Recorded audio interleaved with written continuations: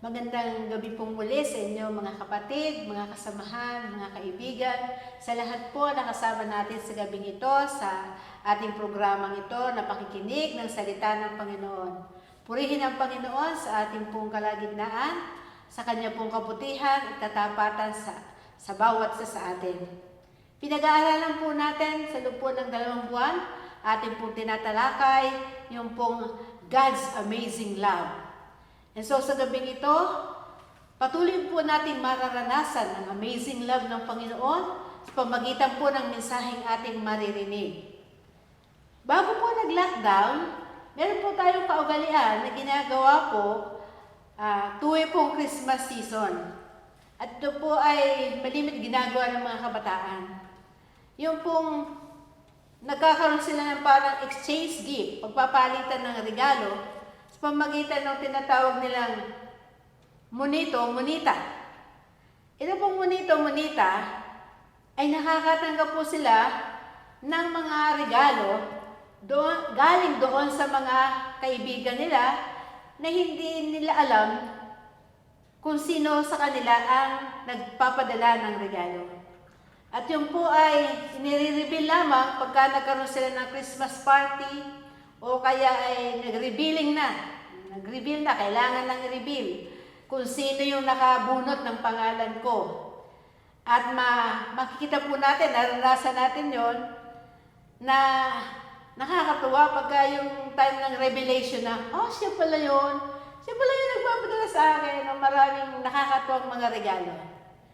Nakakatuwa po na malaman na pagka ng ilang araw na araw-araw may natatanggap na regalo, yung kabilang ko sa monito-monita na yan, pag nagkaroon na ng revelation, ay makikita mo na nakaka-excite, siya pala yun. At pag minsan po, maraming tuksuhan ang nangyayari dahil dyan. Sa gabi pong ito, gusto ko pong ipahayag sa bawat sa atin ang mensahe po natin na mula sa Panginoon. Ito ay tungkol sa God's amazing love na sa pamagitan ng pagmamahal sa atin ng Panginoon, kahangahangang pagmamahal sa atin ng Panginoon, siya po ay nagpakilala sa atin. Ipinakilala po niya sa atin ang kanyang sarili. Alam ko po na marami na tayong alam at naranasan sa Panginoon. Ang ating pong babasahin sa gabing ito ay karagdagan po sa napakaraming bagay na ipinahayag na ng Panginoon sa atin. Tulad po na ang Panginoon ay ating tagapagligtas, ang Panginoon ay ating pastol, ang Panginoon ay ating kaibigan, ang Panginoon ay ating tagatugon sa ating pangailangan. Ang ating Panginoon ay protektor. Ang Panginoon napakaraming bagay na ating natutunan, napag-aralan, narinig, nabasa mula sa kanyang salita. Sa gabi pong ito ay meron pong 3 bagay na ihahayag ang salita ng Diyos sa atin tungkol sa kapahayagan ng Diyos sa kanyang sarili. Bubuksan po natin ang ating aklat o ang Biblia sa aklat po ng mga awit. Psalm chapter 46 verse 1 to 3. At dito po makikita natin kung paano inihayag ng Diyos ang kanyang sarili na pagpapakita sa atin ng kanyang tunay na kamanghamanghang pag-ibig sa atin. Babasahin ko po at kung kayo may Biblia, ay inyo pong pwedeng sundan. Psalm 46, 1 to 3. Ito po ang sabi dito. God is our refuge and strength, a very present help in trouble. Therefore, we will not fear, even though the earth be removed, and though the mountains be carried into the midst of the sea. Though its waters roar and be troubled, though the mountains shake with its swelling. Selah. Mula po dito, makikita po natin sa mga talatang ito that God has another revelation of who He is and what He can do for us. Pinapakita po dito sa ilang talata nito kung sino siya, sino ang ating Diyos, at ano yung kaya niyang gawin para sa atin. Tingnan po natin ang una. Sabi diyan sa verse 1, God is our refuge. Kanlungan. Sa Tagalog po, kanlungan. Noong pong panahon na marami na pong nagbabarko, ay kalimitan po, naglalagay po ang ating pong Coast Guard o kaya yung pong nagmamakaalam sa ating pong karagatan na lahat ng mga nagbabarko, kapag ka po dumating ang unos, mayroong bagyo o anumang unos sa gitna ng dagat, ay meron po silang lugar na pwedeng puntahan. Ang tawag po doon ay place of refuge. Kaya po sabi dyan, ships in the troubled sea have their place of refuge. Sadya po ipinoprovide dyan ng ating mga nakakaalam sa pagdadagat na kailangan po may proteksyon ang ating mga magdaragat. So pag biglang dumating ang unos sa gitna ng dagat, hahanapin lang po nila yung parola, yung may ilaw. Sapagkat doon sa lugar na may ilaw na nasa taas, ang tawag po doon ay place of refuge nila. Doon sila kakanlong para sila makaiwas sa sakuna sa karagatan. In the Old Testament times, sa aklat po ng Biblia, sa panahon ng Old Testament, meron po yung pinakita po doon o inilagay o itinatayo sila tinatawag pong cities of refuge. Ano po itong cities of refuge na ito? Sa iba't ibang lugar naglalagay po nito kasi pag dumating po yung pagkakataon na accidentally ang isang tao ay nakagawa po ng krimen, halimbawa po ay napatay niya, accidentally nakapatay siya o nakagawa siya ng isang krimen, eh kailangan ay siya po ay malitis muna, matanong muna ano bang dahilan. Katulad po ng nangyayari sa atin ngayon, kailangan ay dumaan siya sa hukuman para malaman kung sino ba talaga ang may kadahilanan. So sa Old Testament po, para makasumpong ng refuge o kaya hindi naman siya masumpungan ng mga kamag-anak ng ginawa niya ng krimen, ay kailangan po siya pumunta sa city of refuge. Yung po ay talagang inilalagay sa bawat lugar na kung saan naroon yung mga Israelites. So, sa city of refuge na iyong pupuntahan, ikaw ay hindi pwedeng lusupin doon ng mga kamag-anak o ng sino man taong nasaktan mo. Sapagkat yung lugar na yon ay talagang ayon sa batas nila, hindi ka pwedeng gambalain doon, hindi ka pwedeng paghigantihan. Kaya po, maghihintay ang mga nasaktan o kayong may mga reklamo ng pagkakataon na sila ay litisin para mapatunayan kung sino po ang may kasalanan. So yun po ipinoprovide sa Old Testament na cities of refuge. Ngayon naman po sa atin, meron po tayo may mga paraan din tayo. Kaya po tayo may mga batas, meron po tayong hukuman. Tayo po kung merong mga ganitong pangyayari, may mga krimen, may mga nagagawang labag sa batas, kailangan po natin humarap sa hukuman para patunayan natin na tayo ay walang kasalanan. So, sabi dyan, sa ating pong panahon ngayon, ang sinasabi po ng Biblia sa ating pong binasa, God Himself is our refuge. Ang ating pong kanlungan ay ang Panginoon. May mga panahon dumadating sa ating buhay ang unos ng buhay, bagyo, pagsubok, problema, at hindi natin alam kung saan tayo susuot. Subalit, sabi ng ating binasang talata mula sa salita ng Diyos, ang Panginoon ay ating kanlungan. Napapagod ka ba sa buhay? Marami ka bang pagsubok? Marami ka bang pinagdadaanan sa panahong ito? Marami bang takot dumarating sa iyo? Marami bang mga alalahanin? Lumapit tayo sa Panginoon sapagkat sabi dito, God Himself is our refuge. Pangalawang sinasabi dyan ay God is our strength. Yan, God is our strength. Kalakasan po natin ang Panginoon. If you lack strength, you can't go on. Kung kayo po ay isang nagtatrabaho, no? Kung kayo nagtatrabaho at kulang kayo sa lakas, hindi kayo kumain, Pansinin natin kung isang manggagawa, isang laborer, ay pumunta sa kanyang mabigat na trabaho na pagkukonstruct, pagtatrabaho sa pagtatayo ng building, at siya po ay umalis sa kanyang bahay na hindi po siya kumakain na kahit ano, hindi ko po mapipicture siya na makakamaghapon siya na makapagtrabaho ng maayos. Alam po natin yan, na sino man sa atin na magtatrabaho at kulang ang lakas, o wala kang sustenance, hindi ka kumain, siguradong ikaw ay manghihina. So alam natin ang nararamdaman ng isang taong nanghihina. Kahit gusto mong tumayo, hindi ka makakatayo. Gusto mong lumakad, hindi ka makakalakad ng maayos. Ayun po. Kaya sabi dyan ay, we need the strength na po to go on our works.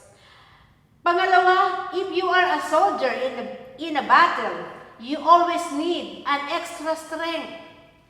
Ang sundalo po, ang policeman, yung mga nakikipagbaka, yung mga sundalo na sa digmaan, ay sila po ay merong kailangan nila ng extra strength.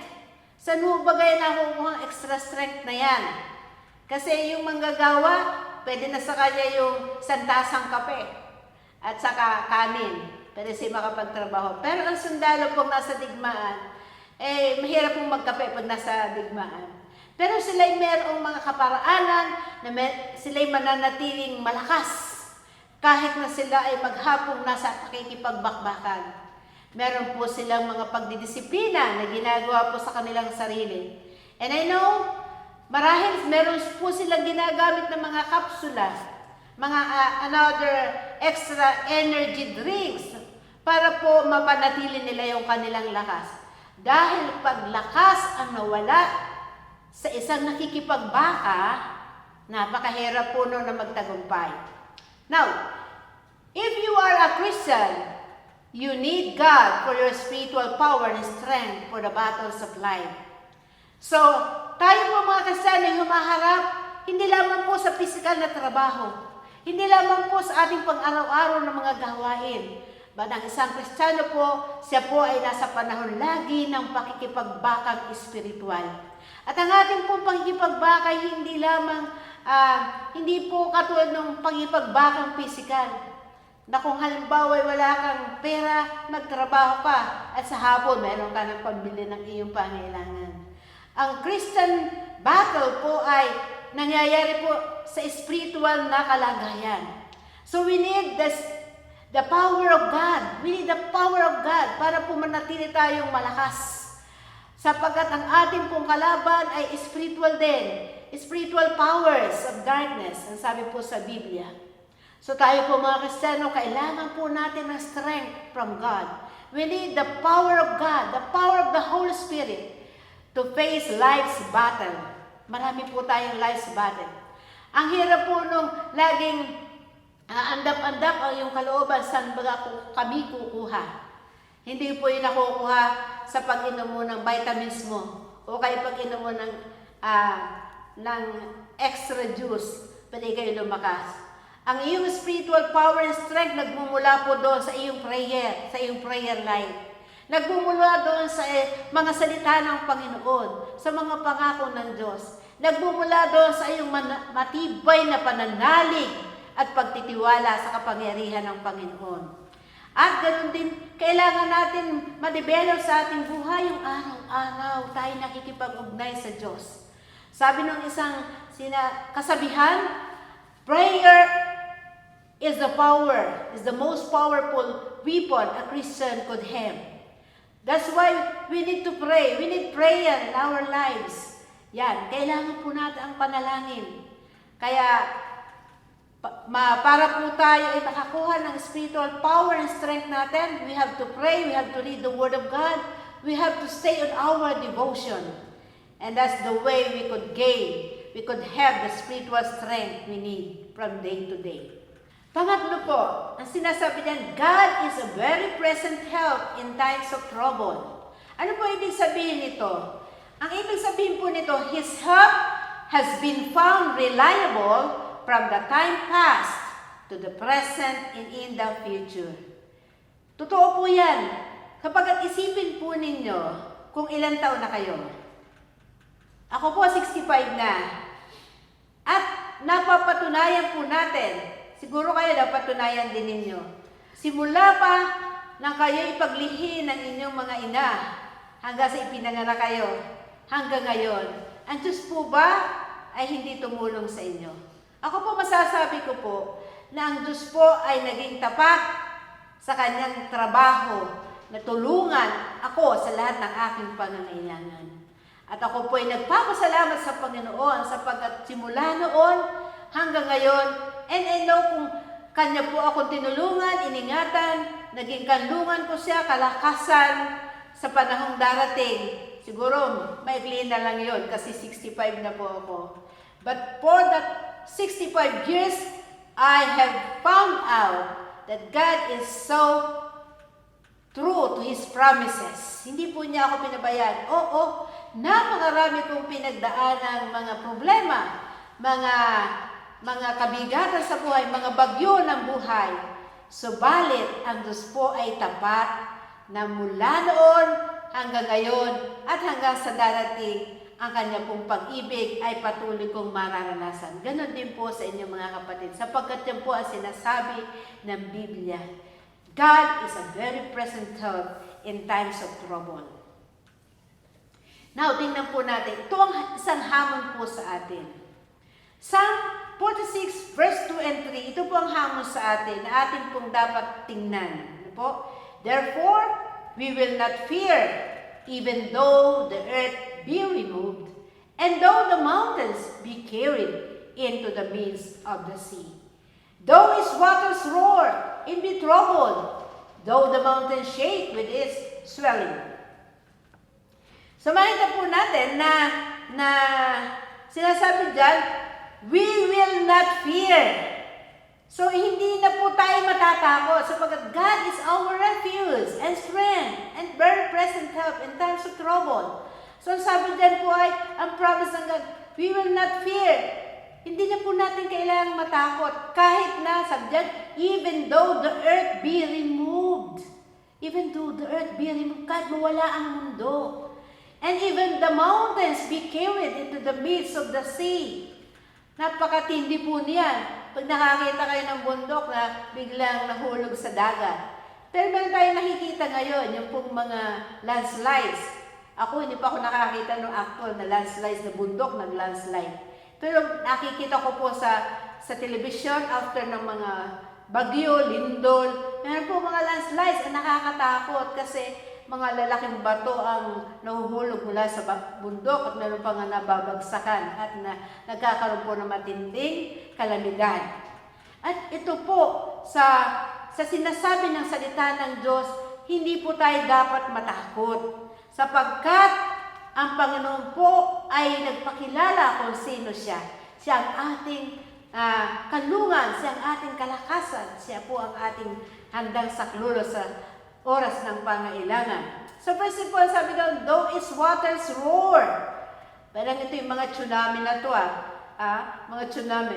Waters roar, o kaya talagang matataas sa mga alon nito. And be troubled. Magkaroon ng talagang matinding kaguluhan sa dagat.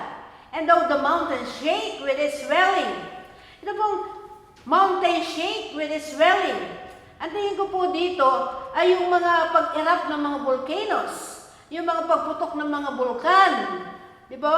Pag kami pagputok ng bulkan, meron pong shaking at meron pong pagsabog po. Lumalabas ang mga lava at mga putik na nagbabaga. Ayan po. So, ganyan ang picture po na pinapakita dito. Pwedeng ganyan kahirap ang mangyari sa mundo. But sabi niya, therefore, we will not fear. Bakit? Sapagkat may promise po sa atin ng God. Alam niyo po, sa panahon natin ngayon, the greatest factor of the people's fear is the enhanced COVID variant. Ano po? The enhanced COVID variant, the unreliable vaccine, the economic problem, yung pong pagkawala ng mga trabaho natin, at yung ating pong mga pangailangan sa araw-araw, hindi natin alam kung saan natin kukunin. But, ito pa rin po ang promise ng God. He is our God He is our refuge and strength. Siya po yung ating handang saklolo. So, for our conclusion, ang sinasabi po dyan, we have a God who revealed Himself to us. The God who is our refuge, strength, and present help in times of trouble. Let us put our trust in God, the owner of the universe, with an amazing love for us. Magtiwala po tayo sa Panginoon. Pagkatiwala natin sa Panginoon ang ating buhay, isuko po natin sa Panginoon. Iko-cover ka ng Panginoon ng kanyang proteksyon. Bibigyan ka ng Panginoon ng kalakasan to face your life's battle. At ganoon din, sa oras ng pangailangan, ikaw ay hindi niya pababayaan. That's the promise of God. That's why we could rejoice in God. Sabi sa Psalm 32 verse 10 and 11, many are the woes of the wicked, but the Lord's unfailing love surrounds the one who trusts in Him. Purihin ang Panginoon. Maraming mga kapighatian ang masasama. Maraming problema silang mararanasan. But the Lord's unfailing love, ang hindi nagmamaliw na pag-ibig ng Diyos, ay sa kanila ng mga nagtitiwala sa Kanya. And so verse 11, rejoice in the Lord and be glad, you righteous. Sing, all you who are upright in heart. So, ang makapagpapanatili lamang ng kagalakan, ang makapagsasaya lamang mga taong nagtitiwala sa Panginoon. Purihin po ang Panginoon sapagkat ipinapahayag ng Panginoon hindi lamang na siya'y nagmamahal sa atin, but ipinakita po niya mula dito sa ating mga talatang tinalakay sa gabing ito na siya po ay kanlungan natin. May unos ba ang buhay mo? May problema ka bang hindi malutas? Meron ka bang kailangan na kalakasan? Kailangan mong lakas ng loob? Kailangan mong paninindigan? Hindi mo magawa? Kailangan mong harapin ang iyong problema? Bibigyan ka ng Panginoon ng kalakasan. Kailangan mo ng tulong, kapatid. Kailangan mo na maraming bagay sa buhay nito. Natatakot ka. Ang pag-ibig ng Diyos, sasamahan ka, puproteksyonan ka, tutulungan ka niya sapagkat siya ang Diyos na handang saklolo sa ating pangailangan. Tayo po'y sandaling manalangin. Panginoon, maraming salamat po. Inihayag mo ang iyong sarili sa aming kalagitnaan sa gabing ito. Hindi lamang nakilala ka namin, ikaw ang aming Panginoon tagapagligtas. Ikaw ay naging kaibigan namin. Ikaw ay naging tugon sa aming mga pangailangan. But Lord, sa gabing ito, inihayag mo na ikaw po ay makakanlungan namin sa oras ng aming pangailangan. Sa mga unos at pagsubok ng buhay namin. Ikaw din po ang source ng aming kalakasan at handang saklolo sa aming mga pangangailangan. Panginoon, narito po kami. Nakikita po ninyo ang bawat isa sa aming mga kapatid na kasama namin sa gabing ito. Ang sino man na may pangailangan sa kanila, nangangailangan ng kalungan, nangangailangan ng strength o kalakasan, nangangailangan ng tulong, Panginoon, abutin mo po ang bawat isa sa amin. Tugunan mo po ang pangailangan ng iyong mga anak. Panginoon, binubuksan po namin ang aming buhay sa iyo. Isinusuko namin ito, Panginoon, sa iyo. Tulungan niyo po ang bawat isa at salamat po kasi mula sa pagkakataon ito, sinasabi ng iyong salita, hindi na po kami dapat matakot sapagkat ikaw ang kasama namin. Kami ay makapagsasaya, magkakaroon kami ng kagalakan. Pwede ka namin purihin, Panginoon, sapagkat meron kami ng pangako mo. Pagpalain niyo po, Panginoon, ang bawat isa. Salamat po sa iyong mga pangako ito at inaangkin po namin ito sa pangalan po ng Panginoong Hesus na aming tagapagligtas. Amen.